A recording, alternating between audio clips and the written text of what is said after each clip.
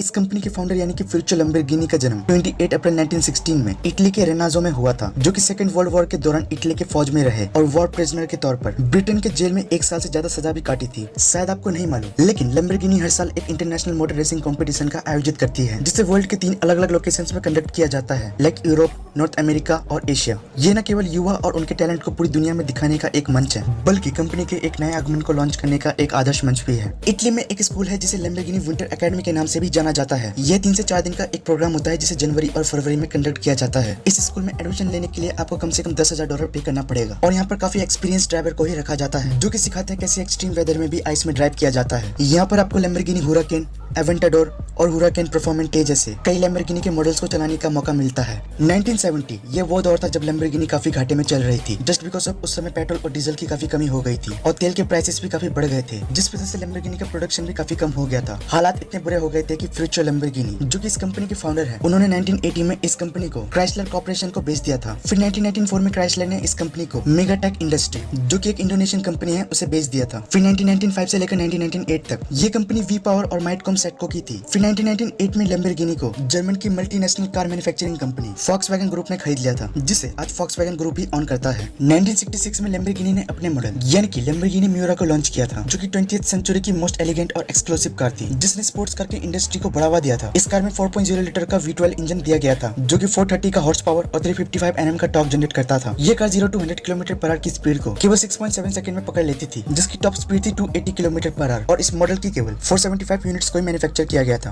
America के popular singer Frank Sinatra, जो कि लैम्बोर्गिनी के बहुत बड़े प्रशंसक थे, उनके पास लैम्बोर्गिनी का मॉडल मियूरा मौजूद था। इन्होंने लैम्बोर्गिनी के प्रति अपने प्रेम को दिखाने के लिए एक बात कही थी, आप फरारी तब खरीदते हैं जब आप फेमस होना चाहते हैं और लैम्बोर्गिनी तब खरीदते हैं जब आप ऑलरेडी कुछ बन चुके होते हैं। इस फैक्ट के लिए एक लाइक तो बनता है। आप लोगों ने यह तो जरूर सुना होगा कि लैम्बोर्गिनी के मैक्सिमम सारे कारों का नाम किसी न किसी सांड या उनकी नस्ल पर ही रखा गया है, लेकिन एक मॉडल है जिसका नाम किसी भी सांड के ऊपर नहीं रखा गया, जिसका नाम है काउंटेच, जो कि 1974 से लेकर 1990 तक लोगों के बीच काफी पॉपुलर थी। दरअसल ये नाम तब आया जब कंपनी के इंजीनियरों में से एक ने पहली बार कार को देखने के बाद जोर से चिल्लाते हुए एक इटालियन शब्द कहा, काउंटेच, जिसका मतलब है amazing, awesome, adorable etcetera. Lamborghini एक ऐसा नाम जिसे आप और मेरे जैसे कई लोग अपना आइडल मानते हैं। कभी सोचा है लैम्बोर्गिनी खुद किससे प्रभावित है? दरअसल फिलिपियो परीनी, जो कि लैम्बोर्गिनी के हेड ऑफ डिजाइनर है, इन्होंने लैम्बोर्गिनी के लिए अब तक कई मॉडल्स को डिजाइन किया है। इन्होंने अपने एक इंटरव्यू में कहा था, कार के प्रमुख डिजाइन पहलुओं को बनाने के लिए अमेरिका के फाइटर प्लेन F-22 रैप्टर और B-2 बॉम्बर से प्रेरणा ली थी और कार के डिजाइन को अंतिम रूप देने के लिए उन्होंने और उनकी टीम ने जंगलों में पाए जाने वाले शाइनी लिटिल ग्रीन बीटल से प्रेरणा ली थी। वैसे तो आप लोगों ने लैम्बोर्गिनी को कई सॉन्ग्स और मूवीज में तो जरूर देखा होगा, लेकिन कुछ मूवीज ऐसे भी हैं जो कि अपने टाइम में काफी पॉपुलर थे, लाइक डम्ब एंड डम्बलर में लैम्बोर्गिनी डिब्लो को दिखाया गया था। ऐसे ही बिग मूवी में लैम्बोर्गिनी काउंटेच, ट्रांसफॉर्मर्स में लैम्बोर्गिनी एवेंटाडोर और बैटमैन बिगिंस में लैम्बोर्गिनी मुर्शिएलागो रोस्टर को भी दिखाया गया था। शायद आपको नहीं मालूम, लेकिन लैम्बोर्गिनी कभी भी मोटर रेसिंग कॉम्पिटिशन्स में भाग नहीं लेता, जिसके पीछे फ्यूचर लैम्बोर्गिनी की बहुत बड़ी सोच है। दरअसल लैम्बोर्गिनी का मानना था इस प्रकार के कॉम्पिटिशन्स वेस्ट ऑफ मनी और वेस्ट ऑफ टाइम। जैसा कि आप लोग जानते हैं, लैम्बोर्गिनी को अपने हाई क्वालिटी और मोस्ट लग्जरियस कार बनाने के लिए जाना जाता है, लेकिन एक बात जो कि काफी कम लोग ही जानते हैं, ये कंपनी अपने हर एक इंडिविजुअल कार को हाथों से बनाती है,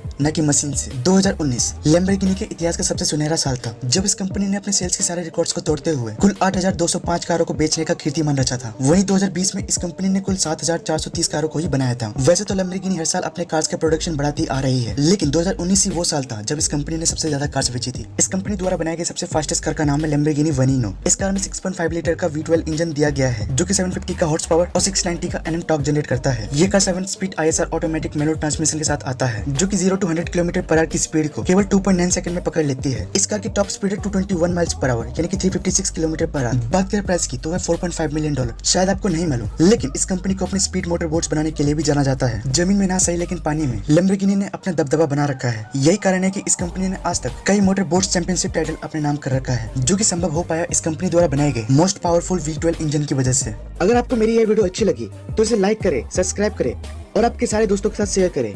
थैंक्स फॉर वॉचिंग।